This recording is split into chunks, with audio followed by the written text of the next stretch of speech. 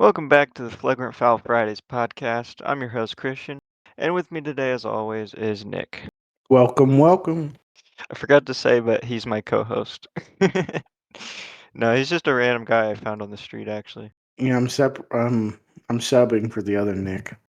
So today, it's probably going to be a little bit shorter of an episode. We're basically just finishing up a little bit on the Olympics, and then talking about just a couple things with the other segments. But our special today is kind of a fun one. It is a what if sports special segment. So me and Nick both came up with three what if statements regarding sports, and we're basically just going to present it to the other person and then have not really a debate, but we're going to discuss what we think probably would have happened if that what if happened. Obviously, it's impossible to predict with 100% accuracy what would have happened, but we're going to try to predict based on what we know and what we think would have happened to the best of our ability. So I think we'll just go back and forth. Do you want to start with yours? Sure. So my first one is, what if Joe Burrow never left Ohio State in 2018? Ooh, that's a good one. Well, it's hard to say because there is a reality where he just sits the bench the entire time. That in turn affects the entire NFL draft. The Bengals maybe don't even go to the Super Bowl that one year. But assuming he would start, I think there's a reality where Ohio State wins a championship at some point. Um, however, the years that he would have been quarterback, we had pretty good quarterbacks. And so I don't think the quarterback department was the reason we didn't win the championships those years. So to say that having Joe Burrow alone would give us a championship, I'm kind of hesitant to say that. I think it's possible that having him maybe would have brought in some different recruits that maybe could have won us a championship, but I really think we might end up actually seeing pretty similar results to like what we saw with Fields. Yeah, I know at the time Dwayne Haskins was the quarterback, and they were kind of on the line on who they were going to start, and they picked Haskins. So Haskins was a pretty good quarterback, so I don't think Joe Burrow necessarily could have done it all to help Ohio State, because I think if Haskins had what Joe Burrow had, he could have won a national championship with LSU too. Right. Although Joe Burrow was like on a generational run at LSU I think he probably could have been better than Haskins, but Justin Fields, I think we maybe see similar results. at the college level, anyway. Yeah. All right. Is that all you have to say then? Yep, that's all for the Joe Burrow one. All right, that one was, I think was pretty easy for us to talk about. All right, my first one. What if Kevin Durant and Klay Thompson never got hurt in the 2019 playoffs? I mean, it's pretty easy to say that the Warriors probably would have killed the Raptors. I agree. I think that part about it is easy. Now the question is, does KD stay on the Warriors for say 2 to 3 years, if not more, after? And does that result in a 4P, a 5P? I have a feeling that at some point KD would want to leave to prove that he can do it by himself without Curry, because everybody has been bashing him because he needed Curry to win, and obviously hasn't proven anybody wrong yet. But um, I still think he would leave to try to change the narrative that he doesn't need Curry eventually. I would agree. I could see him leaving after 2 or 3 years, but I wouldn't be surprised if the Warriors get at least one more championship with KD on the roster after the Raptors win. But I think then in turn that changes the narrative about Curry. I think presently, assuming somehow he wouldn't win again on his own, I think the narrative would be that Curry'd never won a ring without like KD. I mean, I guess he did in 2016 or 2015, right? Yeah, 2015. But that was like one championship. So there was always that narrative that like him winning multiple championships was because of KD. And he proved that in 2022 when KD wasn't on the team. I don't think you have a run like that with KD being on the team a couple more years because I don't think they end up getting Jordan Poole or like the random role players that they needed to win that championship. So I do think even if they end up making history by like winning 4 in a row or 5 in a row, something crazy, I think long term it would be worse for Curry in terms of the way that people view him. Would you agree with that? Yeah, I agree with that. All right, what's your second one? So my second one is, what if Derrick Rose didn't tear his ACL in the 2012 Game 1 Eastern Conference Finals? Whenever you talk about what if scenarios, this is one that comes up often. For me personally, I find this a lot harder to talk about than some people might think because I don't think it's as clear cut that like him not getting injured would make him dominate the league for years. I could easily see him being one of the best in the league for multiple years, but never winning a championship. And I think part of that is just Chicago and like ownership at that time. Yeah, I think if I mean, it's hard to tell if they would have won that series because it was LeBron and the Heat, but I think he easily could have been a multi MVP player and potentially won a championship further down the line. Because I mean, they had Jimmy Butler too. That's true. So He would have developed. I do think there's a world though where things just don't go well, and maybe they trade him away or he requests a trade. He could win a championship off of Chicago, but yeah, I mean it's really hard to say. I think regardless, if he doesn't get hurt, the competition in the East is going to be significantly better during those years. So, yeah, and that honestly could have impacts on the West. Like you might see the West start to dominate even more than they did, or at least earlier because the East is so dominant, there's a lot of injuries or something. mhm. All right, my second one is what if Tom Brady was drafted at the first quarterback spot instead of the last pick? So obviously he could have been drafted like first overall, but I was kind of looking at this of the assumption that he was the same, um, I guess like teams looked at him the same as the first quarterback that went in that draft. So I looked it up, and the first quarterback that went was the 18th pick, which I was kind of shocked. Usually quarterbacks go earlier. That must have just been a year when a lot of people didn't need quarterbacks.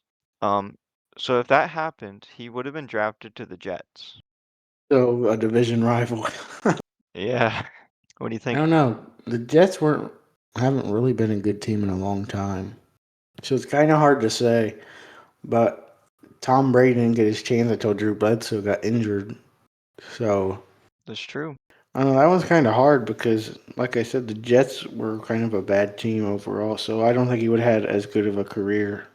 I don't think so, but I do see a world where maybe the Jets win a Super Bowl because if I remember correctly, around the early 2000s, the Jets had a playoff run, right? I have no idea. That was before my time. I don't. Pretty I sure. don't dig too much into playoffs That's okay. before my time. But either way, I'm pretty sure they did. So I think it's possible that with a quarterback like that, assuming he played like prime Tom Brady, I think the Jets could win a Super Bowl. I do think though, in the end, he probably ends his career with maybe 2 Super Bowls at most, and that would maybe come after he goes somewhere else. So that would be very significant, not only for uh, New England, but also Bill Belichick, um, really the NFL as a whole. I mean, we might see a lot of random kind of teams win. Like you might see the Steelers win a bit more. You might see Green Bay win. Yeah, I mean, there's a lot of teams that I think would end up winning the Super Bowl that otherwise wouldn't have. I think the Colts probably would have won more with Peyton Manning if Tom Brady wasn't on the Patriots.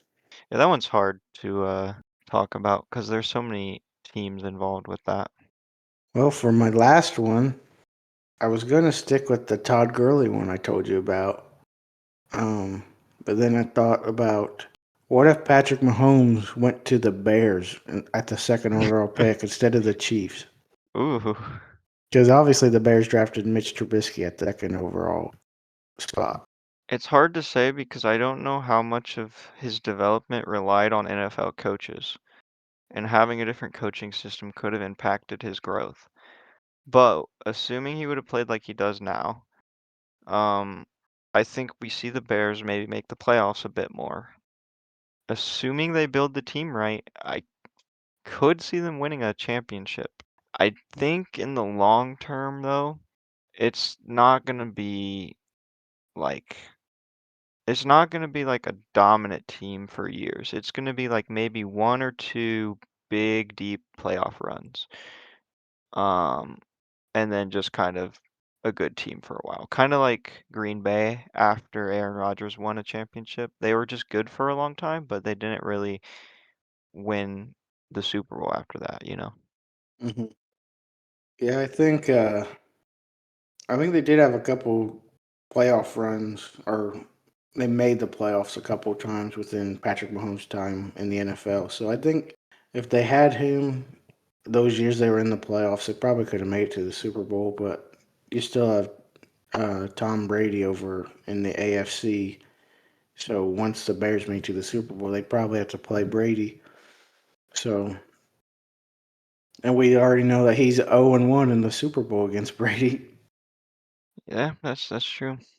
Do you think the Bears have a harder conference than the Chiefs? The Chiefs have the Raiders, so that's a pretty easy team.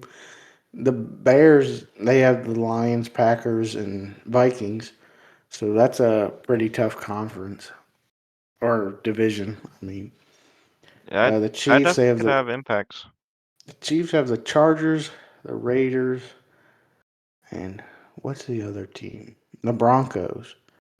It's only it's only harder by one team, but I mean, I would consider it pretty decently harder, at least around those time periods. So maybe that's part of the reason he had as much success as he did. Not to take away from the fact that he's a great player, but having easier schedules definitely helps. hmm. All right. And my last what if is what if the Dallas Mavericks didn't win the first overall pick in this year's draft? Now, I know this one's a little tricky because we don't know the long-term effects of the NBA draft this year. But we do know that Cooper Cup is looking very promising. So I pulled up the actual odds for the draft that year, and the four most likely teams would have been the Jazz, the Wizards, the Hornets, and the Pelicans. But there's also a world where the Raptors or the Spurs or even the Rockets get the draft pick before the Mavericks. So, what do you think? Well, if we go based off of the Jazz, because they're currently the favorite to in this scenario, they're currently the favorite. I don't see them trying to tank next or this season and get in trouble, get those tanking fines. But the Wizards, they're an all right team. I think they could win more games with the Cooper Flag. I don't The think they Pelic, get AD though, if they get Cooper Flag. yeah, but I don't think AD's played for him yet, so it No. doesn't really do him any good. But I think it implies that the Wizards had a desire to win a championship soon. So we may see them do some crazy trade either way to get I think someone I'd with rather Cooper Flag. I think I'd rather see Cooper Flag on my team than Anthony Davis anyway. Oh, no, I would Because agree. Anthony Davis is super injury prone. Um, The Hornets been on a run. He would be good on the Hornets. yeah, if he was on the Hornets, man, the Hornets actually could be a pretty significant threat to the playoffs because they've been on a run lately. And the Pelicans, they're obviously a lost cause. So But they're a young team, so yeah, they're also young. it could be kind of like a Spurs scenario where Wimby and the Spurs looked kind of bad the first couple of years, and now they're actually looking good now that the younger players developed and stuff. I could see Zion and Derek Queen getting a team built around them and potentially making the playoffs in the next couple years. But Zion might be a lost cause. Now, what I think is really interesting in this scenario is if the Raptors, the Spurs, or the Rockets get the pick, because all of those teams had better odds than the Mavericks. I think in any of those cases, you're making playoff teams significantly better, and especially the Spurs, assuming that they pair well together. Cooper Flag and Wemby on one team, that's insane. Yeah, I don't think you're scoring at the rim. If he's on the Spurs. And the Rockets, they already have a good center in Alperen Sengun. So, I mean, they just be pairing up good centers. But there's also the chance that they don't take him because they got Wemby and they got Alperen Sengun. Uh, I feel like it's one of those draft picks though that you have to take if you get the first pick. Yeah, that's There's true. certain years when that happens that you just have to do it because worst case scenario, you trade them and you get a ton of value. Right. It'll be interesting to see how well this what if ages when we know how these teams end up doing in the next couple years, including the Mavericks. All right, well, with that being said, we are now going to move on to our Olympic segment. So, like I mentioned, this is going to be the last week we talk about the Olympics. Um, it was a pretty good end, I thought, overall. So, what we're gonna do is just cover news, including the medals.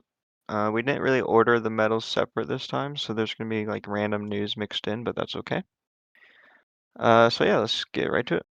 So after 66 years and 8 losses, the USA men's hockey team finally beat Sweden. Did you know about this? I never knew that they had this much trouble against them. Yeah, I don't even know who's on Sweden's hockey team, but that was very surprising to me when you had sent that to me. Now, I do think the US hockey is a lot worse than people would think. I believe until this year, spoiler alert, they hadn't won a medal since the 80s, right? Or at Yeah, least gold. 1980 I don't know gold. about Yeah. any medal but gold. So, yeah, I guess it it is and isn't surprising, but yeah, I don't know. Also, I found out that the NHL players were not allowed to play for Team USA. I believe it was in 2020 and 2022 or 2024. Wait, no. It would have been 2022. Yeah. 2022 and 2018, I think. So I didn't know that. One of them was because of COVID, and then the other was because of like an NHL decision or something. So now we will be moving on to some medals. So for speed skating, the men's 1500 meter, China's Ning Zhongyang took gold, and that was an Olympic record. Uh, his time was 143.21, and the previous record, or no, his time was 141.98, and the previous record was 143.21, set by Gerald Noos of the Netherlands in 2022. So you beat it by over a second. Yeah, and Jordan Stolz also broke that record, but he took silver for the U.S. and with the time of 142.75. So that was pretty cool that he was able to break the record, but didn't get gold. So, and then So that guy many, that so many records this year in speed skating. yeah, and actually the record holder, Joe Noose, took gold or took silver. Oh my gosh. He took bronze for the Netherlands and he broke his own record. So every top three broke that record. Seemed like it was very good and bad ice this year. Hmm. Lots of falls, but lots of records. Perfect for speed skating, not so much for figure skating. Yeah, but even for speed skaters fell, so I don't know. Yeah. Yeah, that's cool. Next we got news about the women's hockey team, US. So Hillary Knight scored the goal to send the game into overtime against Canada. Canada. That was the final, right? Yep. So when she scored that goal, she actually set a record for the most goals and points for the women's US hockey team in Olympic history, which I believe is 15 goals, right? Yeah. United States ended up getting gold 2-1 against Canada. Canada took silver. And then Switzerland took bronze over Sweden, winning 2-1. Which Sweden was 4-0, so that's kind of an upset. Yeah, and Switzerland only had one win. Their win must have been against someone good then. Wonder if it was Canada. I'm seeing they're 3-1. Yeah, I Or don't is that remember who beat after? Canada. The 3-1 might be after the US That beat was them. like their round robin play Oh, for okay. their seeding in the tournament. So Canada wasn't 3-1 in the tournament; they were 3-1 in the round robin for positional. Gotcha. Yeah. So on the very same day, the women's. Actually, Canada beat the or lost to the U.S. I remember that now. The first time. Gotcha. So on the very same day that the women's hockey team won gold, we had the women's figure skating finals. And man, it was fun to watch. So, uh, gold went to America's Alyssa Liu, which was absolutely amazing. It was super hype. Um, this is the first medal in 20 years since 2006 for women's figure skating. Also, the first gold in 24 years since 2002. So that was insane. Um, but I'll get back to that. And silver went to Sakamoto of Japan. One thing to note about her is that she's actually retiring after this year. So what a great way to kind of end her career.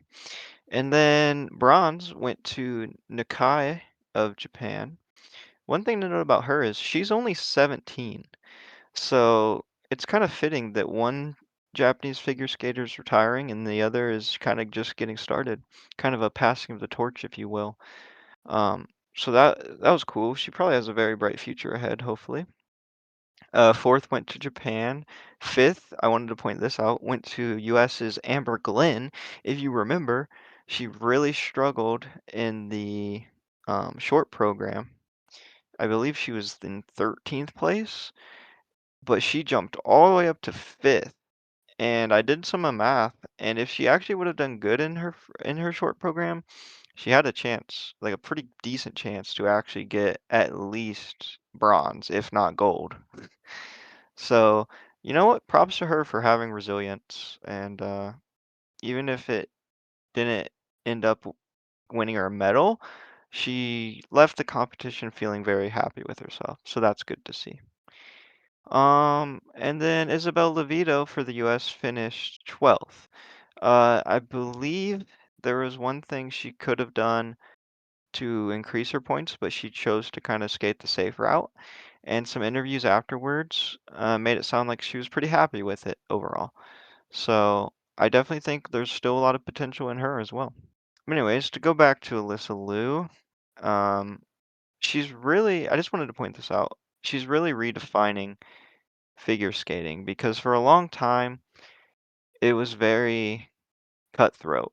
Like you don't support other teams, you don't even support people from the same country as you. And after um, the Japanese skaters won their medals, she, immediately went over to them and congratulated them and hugged them and stuff. And that's really great to see. At the same time, she's rewriting the narrative about um, kind of following your own, uh, I guess, choices.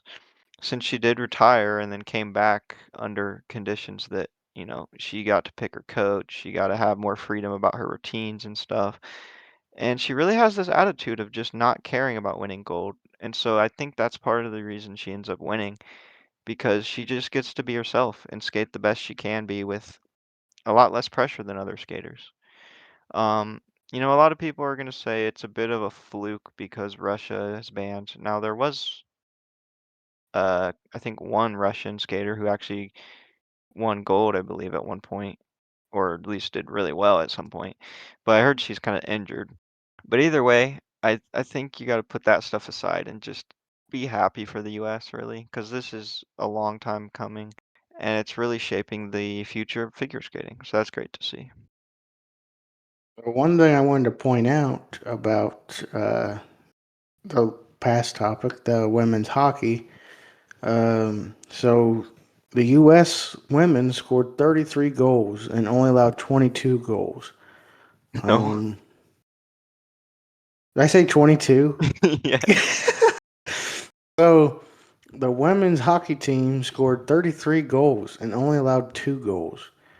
And actually, the goalkeeper finished the tournament with a .98 save percentage and becomes the first goalie in Olympic history to record 3 shutouts in one tournament. Their opponents had a total of 99 shots on goal, and like I said, they only allowed 2. Yeah, that's really impressive. Even considering that hockey, you have a lot more shots on goal than like soccer probably. Um, but that's super impressive. All right, and now to ski mountaineering. The women's sprint final. We got Switzerland getting gold. That was Marianne Faton. France got silver. That was Emily Harrop. And Spain got bronze. That was Ana Alonso Rodriguez. And then for the men's sprint final, Spain Spain took gold. That was Oriol Cardona Call. The AIN took silver, which is the uh, neutral athletes. That was Nikita Filipov. Uh, and then France took bronze. That was Thibault and Selmay. And then for the Nordic combined, the men's team event went to Norway's Andres Skoglund and Jens Loris Oftbro. They took gold. Finland, Ika Herola and Ira Hervonen took silver, and Austria's Stefan Ruttenberg. I almost said a bad word. Rettenegger and Johannes Lamparter took bronze. Don't get us canceled, please. And for the men's 15-kilometer mass start biathlon, we have Norway taking gold. That was Johannes Dale Skjevdal. And then Norway also took silver. That was Sturla Holm Lagride. And then France took bronze. That was Quentin Fillon Millet. Johannes must be a popular name. Oh yeah, it's very popular around that region. Pretty popular in Germany too, I think. So for the men's curling bronze match, Switzerland beat Norway 9-1. So and then in the gold match, Canada beat Great Britain 9-6. Is that the same Canada team that had the cheating scandal? Uh, Or was that a different type of curling? that cheating scandal started against Great Britain, Oh. is what it says. Oh no, it says it. The controversy widens as Great Britain is accused of the same thing. Oh God. Yeah, I mean, it's one of those things that we literally have video evidence that they did it, but the ref looking right at them didn't notice somehow. It basically, he like put his finger on the rock to give it a little extra momentum or something. People made the argument that they would win without doing it. It's not like that much of an advantage or anything. But it still kind of sucks that it was a rule break on film, but because we can't review the film or anything, the judge, if he misses it, it's just missed. Like, that's kind of lame.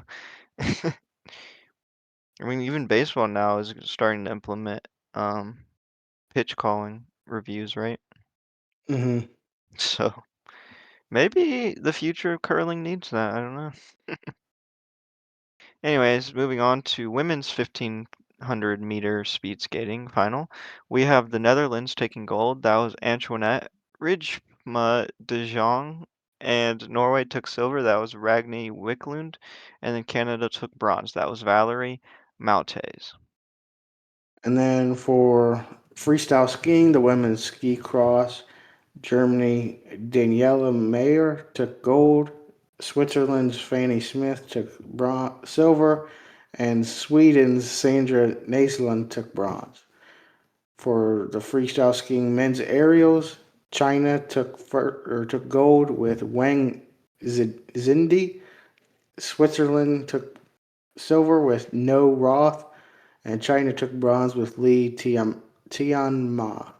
And then for the men's half pipe, gold went to USA Alex Ferreira. Uh, Silver went to Estonia's Henry Sodaro, and Canada took bronze with Brendan McKay. And I wanted to point out that that was potentially Alex Ferreira's last half pipe final. And pretty cool that he won gold if he is going out. And there's rumors that he's retiring. Yeah, but he's only 41, so who knows? Only Or 41. 31, sorry. Okay. He's only 31. Like 41 and the Olympics are 4 years away. Uh, and then for short track speed skating, the men's 5,000 meter relay final, we have the Netherlands taking gold. That was a team consisting of Jans van te Wout, Melle van te Wout, Tian Boer, and Friso Imans. Uh, South Korea took silver. That was Hwang Dae-hyun, Lee Jong-min, Lee Junisieo, and Rim Jong-un. And then Italy took bronze. That was Pietro Segel, Thomas Netolini, Luca Speckenhauser, and Andrea Casanelli. And then for the women's 1500 meter short track speed skating final, South Korea took gold. That was Kim Gilly. South Korea also took silver. That was Choi Mingjong. And then the U.S. took bronze. That was Corinne Stoddart. Speaking of her, this is the first time in 16 years an American woman has won an individual medal in this event. Congratulations to her. Yeah.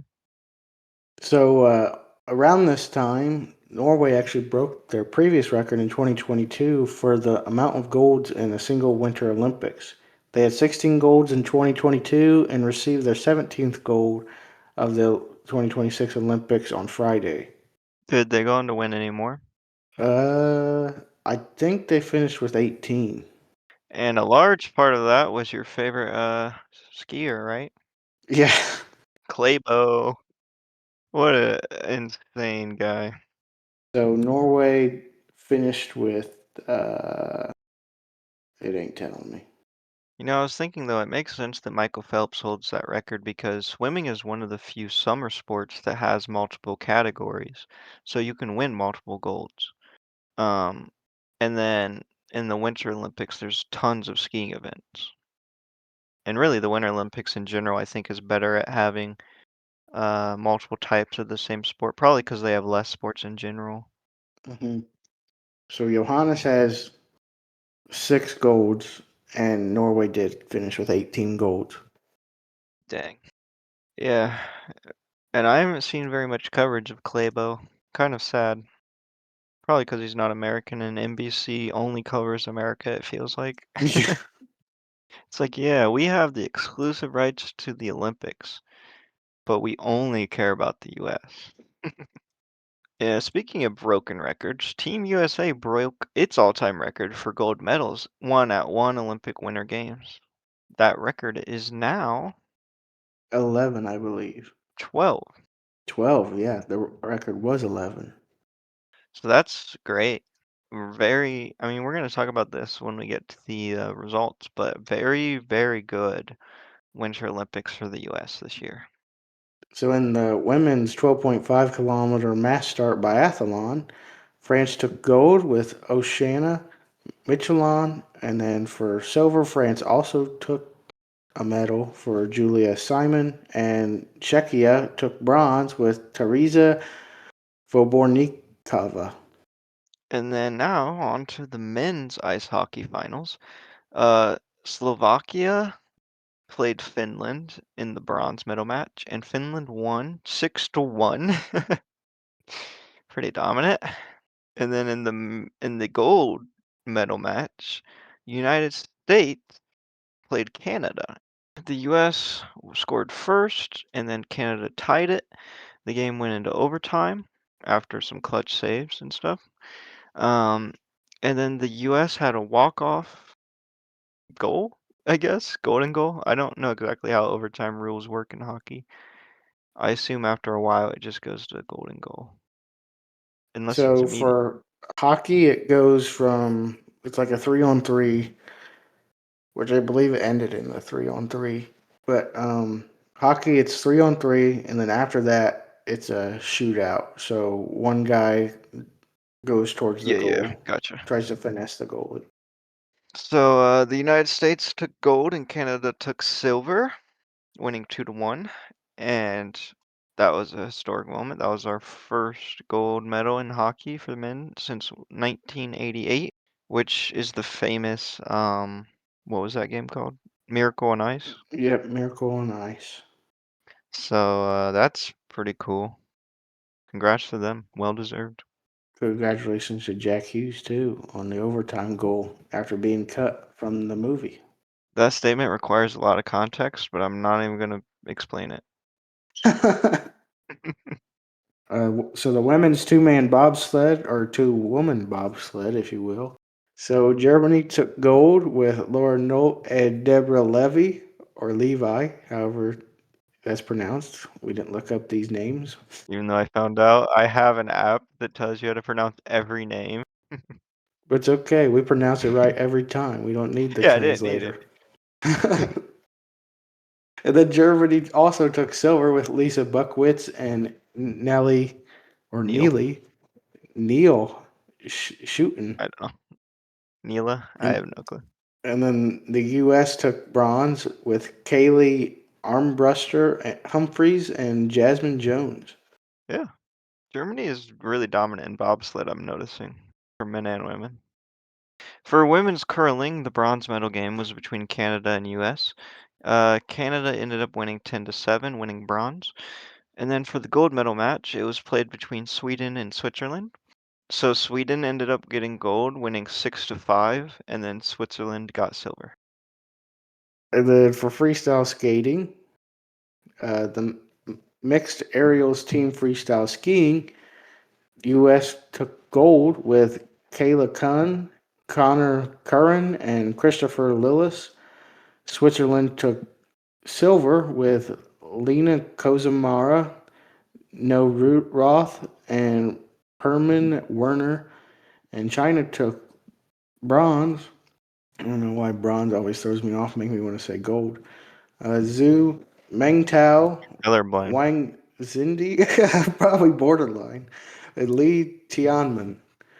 And then for the men's cross ski or ski cross, Italy took gold and silver with athletes Simone Duromidis and Federico Tomasoni, and Switzerland took bronze with Alex Fiva. And for ski mountaineering, the mixed team final was France taking gold. That was Theobalds and Sommet and Emily Harop. And then for Switzerland, they took silver. That was Marianne Faton and Jan Kissler. And then Spain took bronze. That was Ana Alonso Rodriguez and Oriol Cardona Cole. All right, and then for cross country skiing, men's 5 or 50 kilometers mass start, Norway swept this medal for gold. It was Johannes Hasflat Klæbo, the GOAT. Silver was Martin Lowstrom Niget, and bronze was Emil Iversen. So with this event, Johannes Hasflat Klæbo broke the record for most golds in a single Winter Olympics, which we talked about a little bit ago, I believe. And he was actually one gold short from tying Michael Phelps for the most gold medals in a single Olympics. Was there any event that he got silver or bronze or something else in? I don't know what happened in his other event, but I'm he gonna assume did. there was because I don't know why they would talk about something he didn't have enough events to beat, you know? Hmm. But either way, man, that's crazy. And he's on pace if he has a long career to potentially win more golds total than Michael Phelps, which Michael Phelps has 23. I believe Clabo currently has what, 10, 12 maybe? Uh, yeah, Klæbo has 11. But I don't know how long of a career you can have in cross country skiing. Probably not as long as swimming, but I don't know. And Klæbo's only 29, so if he does what he did this year and the following year, 8 years though. But yeah. yeah, yeah, this Olympics for the next Olympics and the following Olympics. But 37's not, that doesn't seem impossible. But again, I have cross country skied. I don't know about on those sort of courses. It That probably all depends on health. probably. Or if you even want to do it. Hmm. And for the men's mass start 16 lap speed skating final, we have the Netherlands taking gold. That was Jorrit Bergsma. Denmark took silver. That was Victor Holdthorup. And then Italy took bronze. That was Andrea Giovannini. And then for the women's mass start 16 lap speed skating final, we have the Netherlands also taking gold. That was Marijique Groenwood. And then Canada took silver. That was Ivany Blondin. And then the bronze medal went to the US. That was Mia Manganello. And then for the freestyle skiing women's half pipe, China took gold with Eileen Gu. China also took silver with Li Fanghu, and Great Britain took bronze with Zoe Atkin. Seems like China had a good final couple days. Mhm.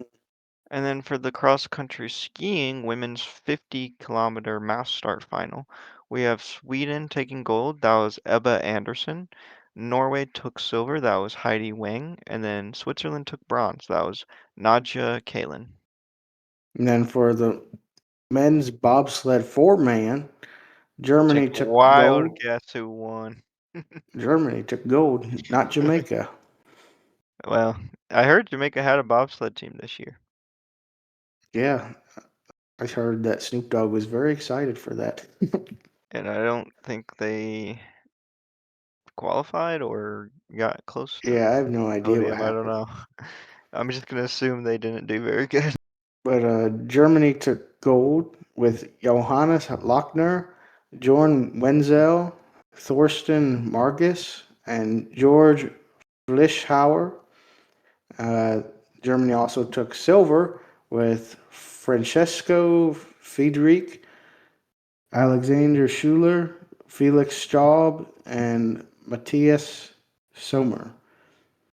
And then Switzerland took gold with Michael Vogt, Andreas Haas, Amado David Nadai, and Mario Eberhard. You know your country and team is good when you can have two separate teams consisting of four men and they take Yeah, gold and silver. That's eight people that have to be good at what they do. That also probably went on to win individual events or the two-man, you know. yeah. Here's a little fun stat I saw. The colleges with the most Olympians during this 2026 Olympics were Ohio State at 1 with 13 Olympians, Minnesota at 2 with 12, Wisconsin tied at 2 with also 12, and then Maine at third with 10, and then Dartmouth, which I've never heard of, in fourth with 9. Have you heard of that? Of Dartmouth? Yeah. Yeah, I've heard of them. I don't know what they're good at, but I've heard of them. Um, It's in New Hampshire. I believe most of these were hockey players, though, Yeah, for like the probably. women's side, and a couple for the men's Because side. there was at least, I think, 4 from Ohio State on the women's team, right? Yeah, and there's like four for Canada too for the women's team. I didn't know Ohio State had a good, like, college hockey program. Yeah, they're like ranked number two last time I checked. Actually, I do vaguely remember seeing them, like, win stuff, but I don't really keep up with hockeys. So anyways, we got our final medal count. Like we mentioned a while ago, there's not really a correct way to rank who won, but typically it's ranked by gold medals first, followed by total medals. But we're going to give you a little bit of both, not for every team, but the key ones. So let's start in reverse order, top 5. So Japan took 5th. Well, I guess, depending how you rank them. They had 24 total medals, 12 bronze, 7 silver, 5 gold. Then Germany took 4th with 26 total medals, 8 bronze, 10 silver, 8 gold. Italy, the home country, so no surprise they did super well. Ended up getting third with 30 total medals. They had 14 bronze, 6 silver, and 10 golds. The US took second with 33 total medals, 9 bronze, 12 silver, and 12 gold. And then Norway, no surprise there, took first with 41 total medals, 11 bronze, 12 silver, 18 golds. But yeah, very impressive year for the US. I believe last year they ended what, like fourth or fifth? I think fifth. Yeah. So this is actually about what I expected. I think I said that Norway was probably going to win. I don't know if I said on podcast like the exact order I said, but what I would have said was Norway gets first, no doubt. And then I thought the US would probably get second or third because I figured they'd actually have a pretty good year.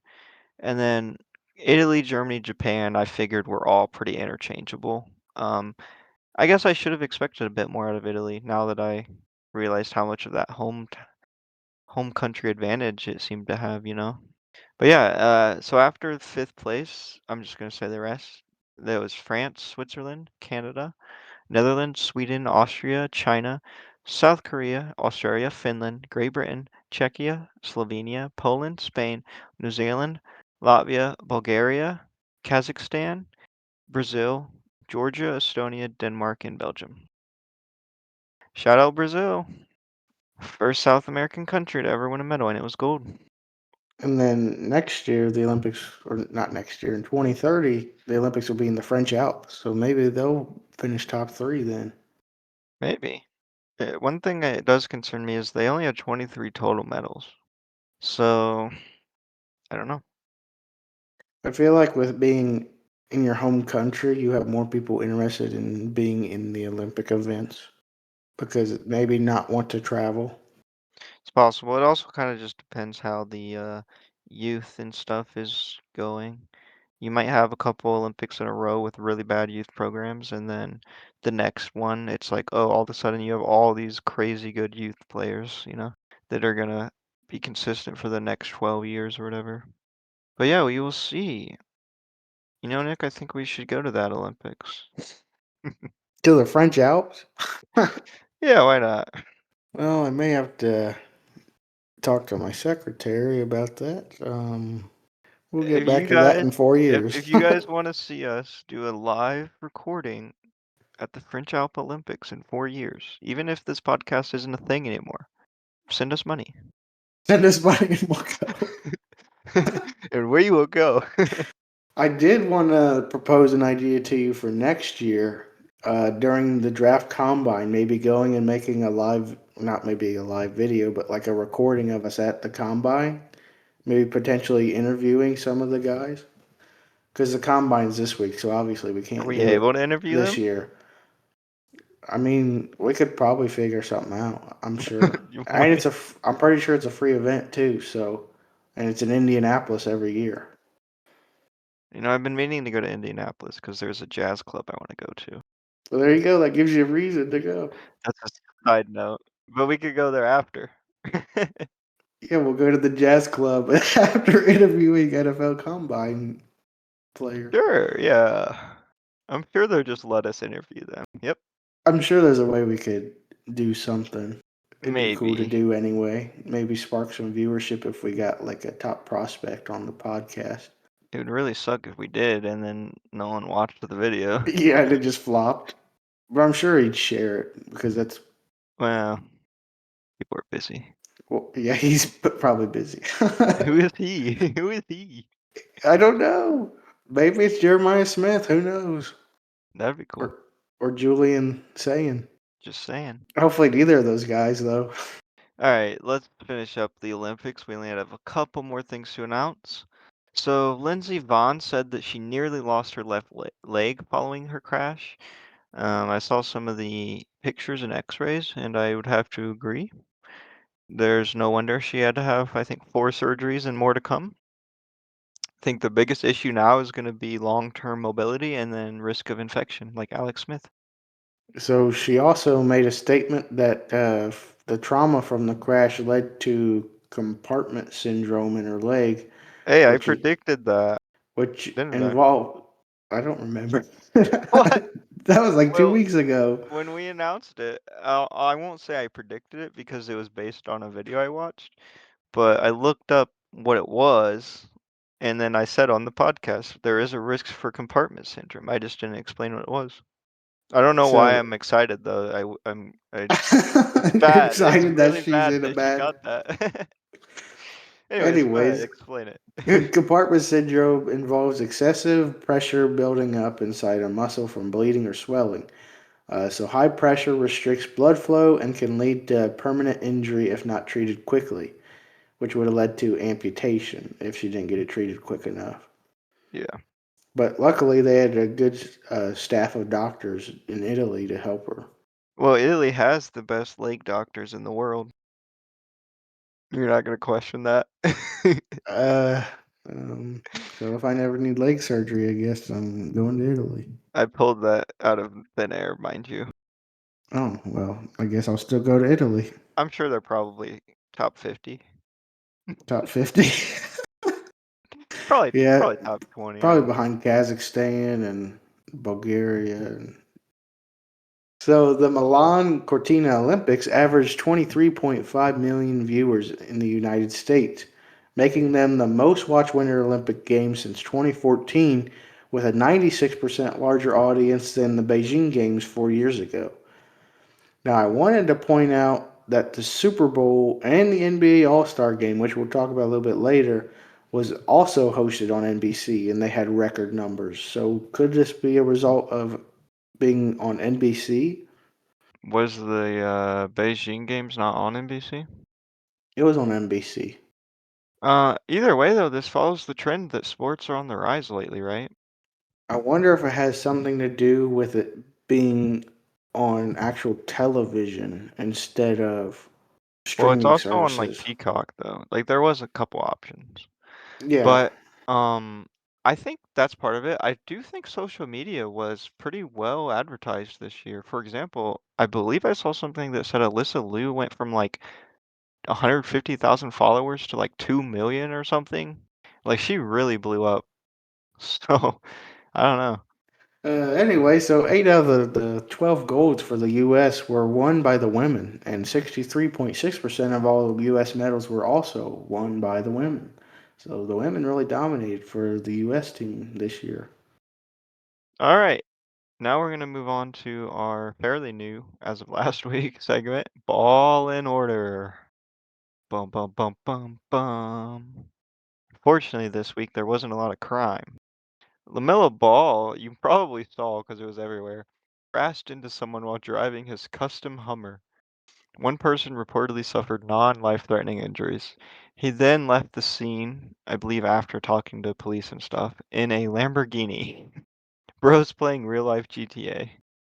Yeah, and I did see a clip of him driving away from like the stadium and stuff in his other cars and just completely ignoring Oh traffic yeah. laws.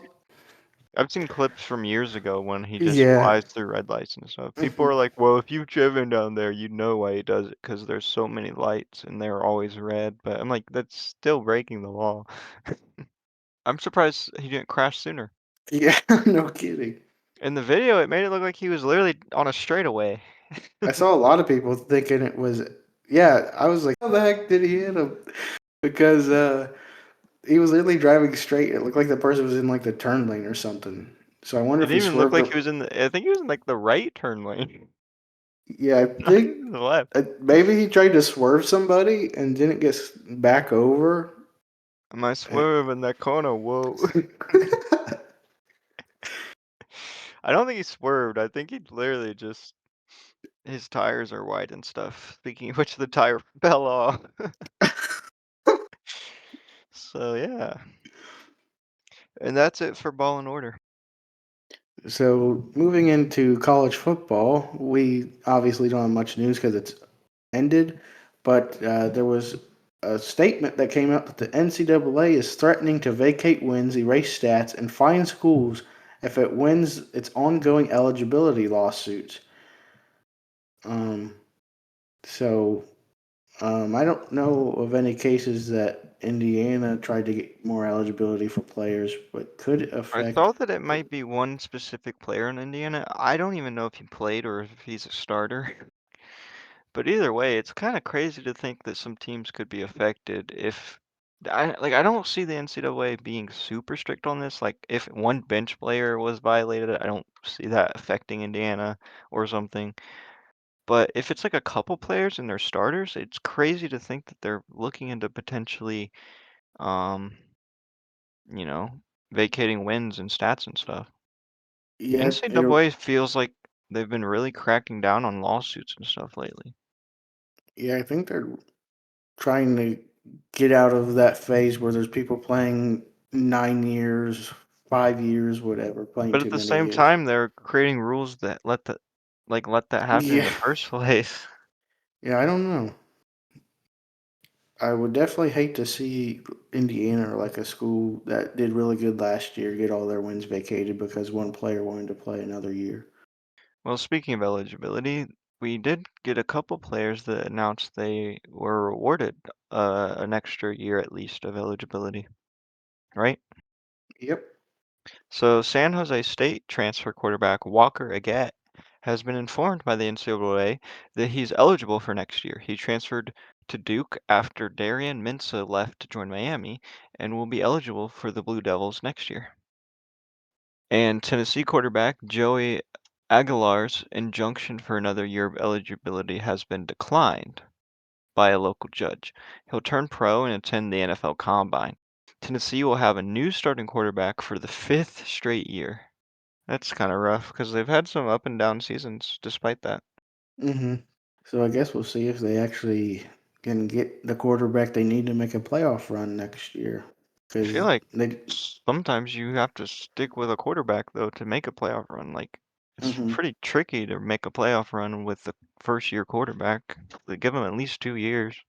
right, But I don't know if they were all like older people, transfers, or what. But that is another issue with transfers. It creates a problem with older people having to leave teams earlier. Like you can't, if you keep getting senior transfers, you're not really building chemistry. right. Anyways, with coaching updates, we have two coaching updates this week. So South Carolina is hiring Matthew Smiley as the school's new special teams coordinator. He previously worked in special teams in the NFL for more than a decade and was on the Bills as the special teams coordinator from 2022 to 2024. And then at Clemson, the deputy athletic director, Kevin White, is expected to become the next athletic director at Charlotte. White has been at Clemson since 2022, and his duties included sports supervision for the football team and the basketball program. And that's everything for college football segment. Now we're going to move on to the NFL. So the Seahawks had a point differential after the season ended, including the playoffs and the Super Bowl, of 246 points. That's the highest by a Super Bowl champion since 1999. Which there is an extra game, but in order to get that high, you have to have a really good defense and offense to begin with. Well, regardless of an extra game, you got to have a pretty good season overall in order to achieve that high of a point differential. And it's funny to think like 40 of those points was just from that playoff game against the 49ers. Yeah, against the Saints. So there's some new stuff that came out about the Chicago Bears recently. So the Bears' endeavor for a new stadium took a step forward last Thursday for opening the door for them to leave Illinois to potentially build a new dome stadium in Northwest Indiana. So nothing has been passed in Illinois that I know of to this point, but Indiana lawmakers in the state house um, and the State House Ways and Means Committee unanimously approved an amendment to Indiana State Bill 27 by a vote of 24 to 0 on Thursday that would clear a path for the Bears to build their stadium in Hammond, Indiana, which is about 30 minutes away from Chicago. So the bill would create the Northwest Indiana Stadium Authority with the power to issue bonds, acquiring land, and finance construction for the stadium. So, depending on what they choose to do, right now it's looking like they may end up going to uh, Hammond, Indiana, unless Illinois passes that uh, $3.3 billion stadium that they had in mind. So I have a couple friends from Chicago, and they are talking about this a lot. They're very upset because it feels very wrong to take the team out of Chicago, even though it is only 30 minutes away, and that's not like that crazy. Like there's a lot of teams that are called to something, but then the stadium is 30 minutes or longer outside of that city. I think they're just upset with the way it's been handled. Like the reason this happened in the first place is because they want to host the Super Bowl. You can't host the Super Bowl if there is risk of snow and stuff like that. So basically, a domed stadium is needed. Sounds like the Illinois and Chicago, uh, I guess, government is just not wanting to do it. So they're kind of forced in this situation. So kind of crazy that all this is stemming because of wanting to host a Super Bowl. I mean, not entirely, but that is part of it. So, an interesting stat that I saw was that the 49ers in 2026 um, are traveling 38,000 miles over the course of the season. They are crossing over 54 time zones. They're playing the Rams in Australia, and they're playing a home game in Mexico City. For reference, the Earth's circumference is 24,901 miles. So they are well over that. Little over 1.5 times. Yeah, 1,300 miles over about. So that is crazy. You have to wonder how this might affect them during the season. I uh I know in the past teams that have traveled a lot, like the Seahawks, have done well, so it's not always a factor. But you have to wonder about jet lag and just the kind of social side of things. Like, are these players going to be missing their family more, so they're going to play worse? Like, I don't know. Like, there's so many factors. So this is definitely something to keep an eye out on. Assuming they stay healthy, I'm really curious how they end up doing this year, and if we can somehow attribute that to the miles. And then some coaching updates this week. The Los Angeles Rams are promoting their pass game coordinator, Nate Shieldhouse, to offensive coordinator and making quarterback coach Dave Ragon the co-offensive coordinator and also remaining quarterback coach. Steelhouse interviewed for 5 head coaching jobs during this hiring cycle. So he could potentially become a head coach to look out for in the coming seasons. And then on the Broncos side of things, head coach Sean Payton said that offensive coordinator Davis Webb will be Denver's play caller this season for offense. And then the Broncos are hiring Colorado's defensive coordinator Robert Livingston as their defensive pass game coordinator. So then Colorado is now promoting their linebacker coach Chris Marv as their new defensive coordinator. And sadly, we have to report that the former Purdue star and Minnesota Vikings wide receiver Rondell Moore has passed away at the age of 25. Authorities in New Albany, Indiana confirmed he was found in a garage at a home on Ekin Avenue. Investigators believe it was a self-inflicted gunshot wound. An investigation is ongoing, and an autopsy has been scheduled. So condolences to his family. Um, Yeah. it's very sad. Was he like was he expected to have a very good career? Like I don't know a ton about him. He had a decent couple years in Arizona, but then he was kind of injury prone after that. He got injured. He's been injured the past 2 seasons. So, You have to wonder if that maybe played into it.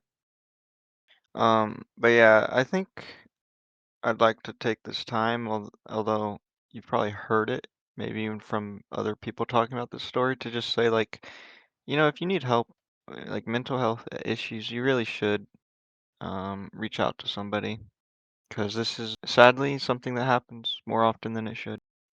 Mhm. So condolences to his family, like you said, and hopefully they can get through this time of grieving.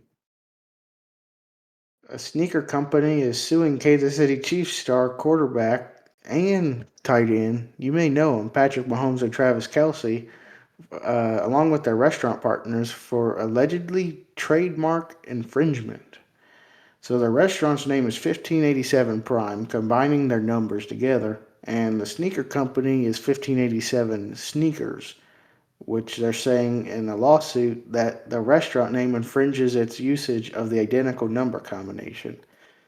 Now, the lawsuit alleges that the 1587 Sneakers started selling shoes in April of 2023 and has first use of the number and markings. And the shoe company did not apply for the 1587 trademark until last October. The application is still under review by the U.S. Patent and Trademark Office. So that's kind of borderline there because in December of 2023, 1587 Prime got its trademark for their steakhouse. They applied for it then. So they already have their trademark. I don't really know how that would work. Like, I don't know if a trademark being applied for earlier but not approved matters. Like, if it gets approved a couple years from now, could they reopen up this case? I don't know, but it's odd. Yeah, but I looked it up, and trademarks are allowed to coexist in different industries.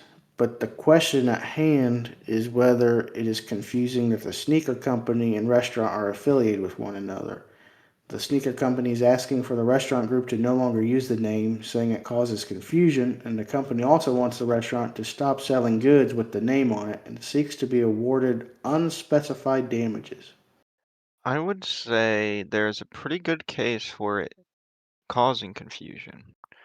The question becomes, does Patrick Mahomes and Travis Kelce's restaurant have a case for the fact that their trademark went through first, that they could countersue? Right. And if anything, if they're trying to sue them for confusion, you would think Travis Kelsey and Patrick Mahomes would be making them more money because I've never heard of 1587 sneakers. But it's not always about money. Sometimes confusion can just cause internal issues and advertisement issues. Right. So it can be money related in positive, negative ways. I don't know. But I would say not knowing anything about either of these, I would easily confuse them as 1587 being some sort of parent company that owns both things. Right. All right, we got one signing to talk about. The Dallas Cowboys free agent to be running back Javonte Williams reached an agreement on a 3-year contract that includes $16 million in guaranteed money for the Cowboys. No, for him. Well, yeah, he's, The he's, guaranteed money he's, is his, but he's he's signing on the Cowboys. yeah. The NFL Competition Committee is discussing the possibility of authorizing replay officials to throw flags for specific penalties. The main focus is for non-football acts that have gone unpenalized by on-field officials. So, Ooh. for, so for instance, in the fourth quarter of the Super Bowl, when the Patriots receiver Stephon Diggs and the Seahawks cornerback Josh Jobe grabbed each other's face masks on the sideline, and then Jobe threw his left hand at Diggs' helmet. There was no flag thrown on the play, but if the NFL enacts what the competition committee is discussing, the on-site replay official would be able to penalize and possibly eject Joe for the punch. I also saw this in the 49ers cornerback that was getting into it with JSN. I don't remember his name, but he's trash. And I saw multiple videos of him complaining and making excuses, which made me not like him even more. So yeah, it's kind of a side tangent, but this could be very valuable, I feel like. There's a lot of times when we see replays of players throwing punches or pushing each other, getting a little chippy, which, mind you, it should like be allowed to some extent. Like I don't think we should penalize every instance, but there's times when you see that and it just feels helpless as a viewer that like we get to see it, but somehow the refs didn't see it or can't review it. Like, I don't know. There's instances where this could be very useful. And now obviously there's going to be instances when it happens to your favorite team and you're going to feel like, man, this rule never should happen. But I would say maybe your team shouldn't have been doing those things. And I'll say the same to the Seahawks. Do you like this? Yeah, I think it's a good ad to the league if they do it. Um, You do. yeah, I mean it to an extent. I think it's okay, but punches and stuff on national television and getting away with it kind of puts people off. I would Yeah, I think. mean, the UFC's been doing it for years. I mean, besides the NFL not being a actual fighting league. Yeah, I think it's a good change overall. We'll see if they end up doing it and how it works. And our last bit of news for the NFL segment, we have one more addition to the international game schedule this year. The Lions will be playing in Munich, Germany, but we do not know who they are playing yet. So, moving on to the NBA segment, Adam Silver informed the league's 30 general managers on Thursday that the NBA plans to make anti-tanking rule changes for next season, and the stakeholders have intensified dialogue about combating tanking. I I saw some potential changes they're looking into, and some of them I really did not like. It felt like it unfairly punishes teams that are genuinely bad.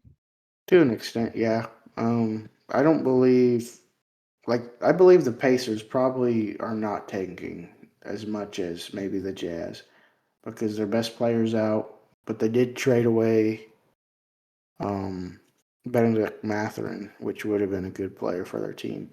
So it's kind of hard to tell. Yeah, I think one of the potential things they're looking into is making it where teams that were in the championship or maybe even the playoffs within the last year or two would not be eligible for a lottery pick, right? Yeah. Which it sounds okay on paper, but my concern is what if you have a team that did really, really good and then sold or lost all their players the next year? They just don't get a good pick because of that. Doesn't that like make it where their rebuild is delayed by a couple years, which could cause money issues? I don't know.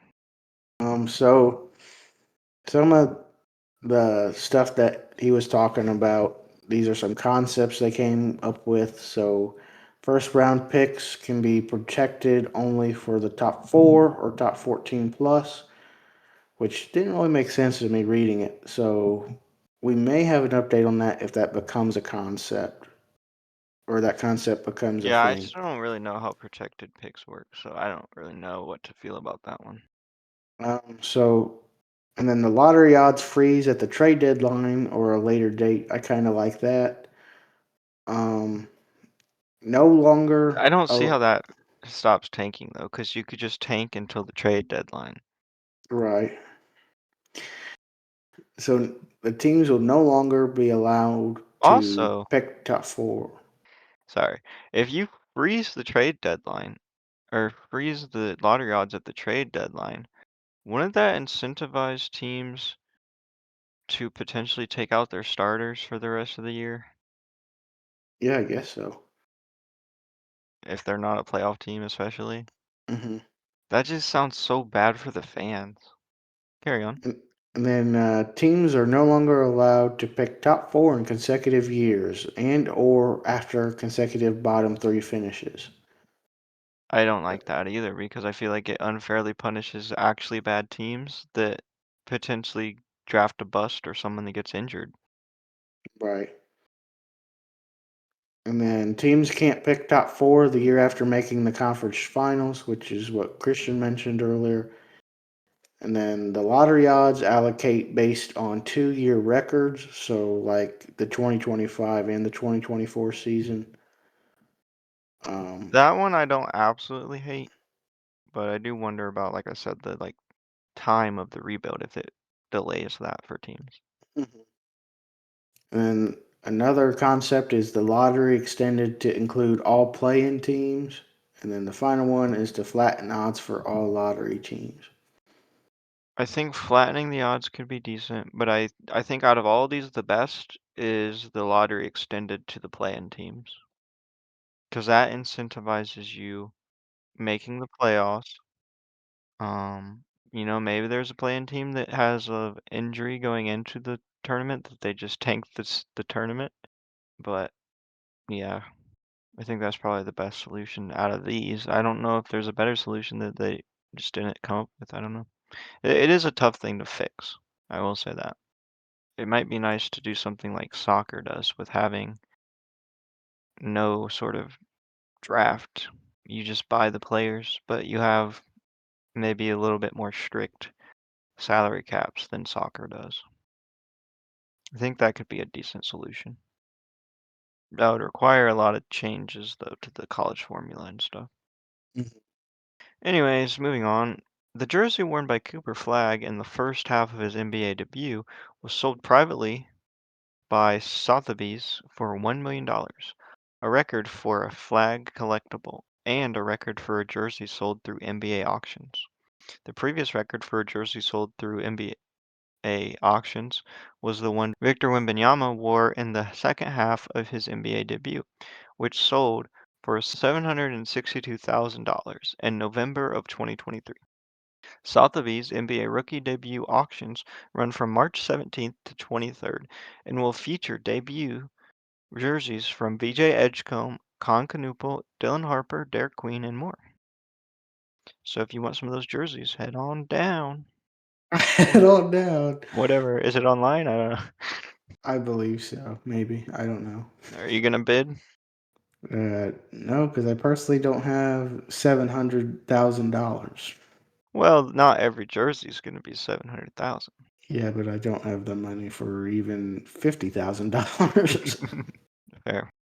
Anyways, uh, Cade Cunningham became the first player in Pistons history to record 40 plus points, 10 plus assists, and 5 plus rebounds, while also scoring 5 plus three pointers in a single game after sweeping the Knicks season series. He also joined LeBron James and Allen Iverson as the only opposing players with 40 plus points and 10 plus assists at Madison Square Garden. And we have a couple signing news. The New Orleans Pelicans are signing two-way guard forward Bryce McGoins to a new 3-year contract. He was a second rounder in 2022 and is averaging 7.9 points and 45.3% shooting on threes for the Pelicans in his fourth season. The Portland Trailblazers are signing two-way guard Sidi Kisoko to a new 2-year deal. He used up his two-way days while averaging 6.5 points, 2.6 rebounds, and starting 24 out of 50 games for Portland. And lastly, the Washington Wizards are signing two-way center Tristan Vukovic to a new 3-year, $9 million deal. This is a team option. There is a team option in the third season. In other news, LeBron reached 43,000 career points. LeBron. LeBron James reached 43,000 career points against the Celtics on Sunday. So congratulations to LeBron James. Rookie numbers. Next, we got a couple injuries. The Phoenix Suns guard Dylan Brooks, who I don't like, has sustained a broken left hand and will be sidelined, expected to miss 4 to 6 weeks. Hope he gets better, but I still don't like him. And the Utah Jazz guard Vince Williams Jr. has been diagnosed with a season-ending torn left ACL. It's unfortunate. And like I mentioned earlier, the All Star game had its highest audience in 15 years, averaging 8.8 million viewers. It's pretty good. So, congratulations to the NBA on reaching peak viewership. Now we'll see if that happens in the finals. I don't think there's been a single major event this year that hasn't had peak or good numbers. Everybody's just having peak numbers while we start our podcast up. So, Rookie Con Canoopel became the fastest player in NBA history to reach 200 career three-point field goals made. He did it in 58 games. The previous record was held by Duncan Robinson at 69 games. So that's pretty impressive. If he has a long career, maybe he'll break Curry's records, but that seems maybe unlikely. I don't know. On the topic of the Hornets, they became the first NBA franchise or the first NBA team to make 25 threes in back to back games, Yeah, Canupo and LaMelo have been balling. courtesy of the red, white, and blue. What? What does that mean? Anyways, What does that mean? red, white, and blue, the U.S. But what does that have to do with anything? I don't know. I just said it.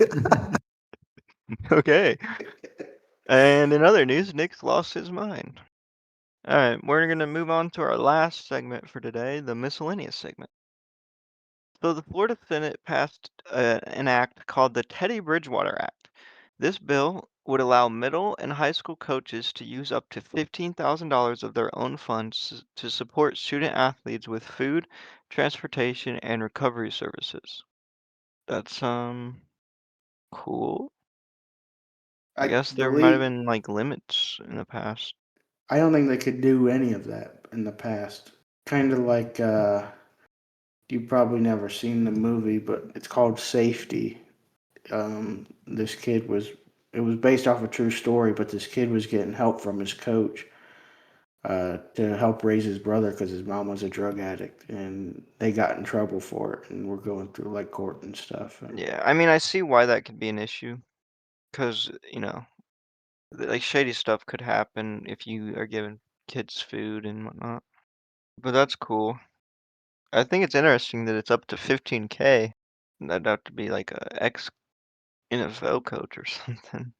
so Branton Bonta bowled a perfect 300 game to win his first title against EJ Tackett, which, if you don't watch bowling, he's one of the premier bowlers right now. In the PBA Players Championship tournament. This was Bonta's rookie TV debut as well. Um, he's also the first bowler to strike in this tournament, which was the first time the CW program aired the PBA. So now he has the first strike on the CW program too. Nice. Sorry. I was looking at what these guys look like, What, EJ Tackett? both of them. I have to say, they're both kind of nerdy looking, but EJ Tackett takes the cake. He kind of looks like Murr from Impractical Jokers. Anyways, Now you gotta look another up Kyle Troop. I, who? Kyle Troop. He's got a huge freaking afro. I thought you were just gonna stop at that. I was like, whoa. The Phillies. Something I came across, which I'm still not 100% sure is true, but I think it is that the Phillies reached a pre-agreement to sign 11-year-old Venezuelan player David Basabi for a $1.8 million bonus, per multiple reports, apparently. The sixth grader is said to be the player with the most advanced offensive profile in the 2031 class. Reporter Wilbur Sanchez wrote, "He's the youngest player in international market history to reach such a pre-deal, as they're called." That's kind of insane. I feel like there's got to be laws or something against that, even though I know it's just like a pre-agreement, not like set in stone or anything. That's crazy. I'm kind of confused because wouldn't he have to go through the draft? Yeah, I was thinking that too, but is the draft required in baseball? Couldn't you become a free agent? I have no idea. Which also, why? This begs the question: why do sports have drafts? Couldn't college players become free agents maybe the year after, No idea. and then any team could sign them? Right. There's got to be some sort of rule against that. Because even if the rule was you have to wait 1 year past your eligibility, that's not that big of a loss for being able to sign with any team. But I guess it just hurts the teams that actually need the good player because they could go to their favorite team or whatever. Well, I agree, but I don't know. So I made mention of this last week because he was third place on the all-time Ohio State scoring list, but now Bruce Thornton moves into second place on the all-time scoring list for Ohio State with 2,037 points. This came off of a loss though to Michigan State, so unfortunate that they lost, but congratulations to him on moving up on the scoring list. So looking it up, Dennis Hopson is currently in first with only Oh, okay, Nick, I got our answer. what? NFL, Oh, NBA, NFL and NBA, you have to go to the draft. That's in like the rules. But if you go undrafted, you become a free agent. But the MLB has a slightly different rule. It is a draft system, but international players can sign as free agents. interesting. That's why they draft so many international players, or I guess sign. That makes a lot more sense now why there's so many like Venezuelans and everything in Japan now. hmm I didn't know that was a thing. So anyway, Bruce Thornton is in second, and in first place is Hobson, which is only 60 points, which he's only 60 points away from taking first place. And I believe there's another game left with Big Ten tournament coming up. So he has a chance of going into first place. So we'll keep you guys updated if he does. And with that being said, that is the end of this episode. We really appreciate you listening as always, and we will see you next week. See ya.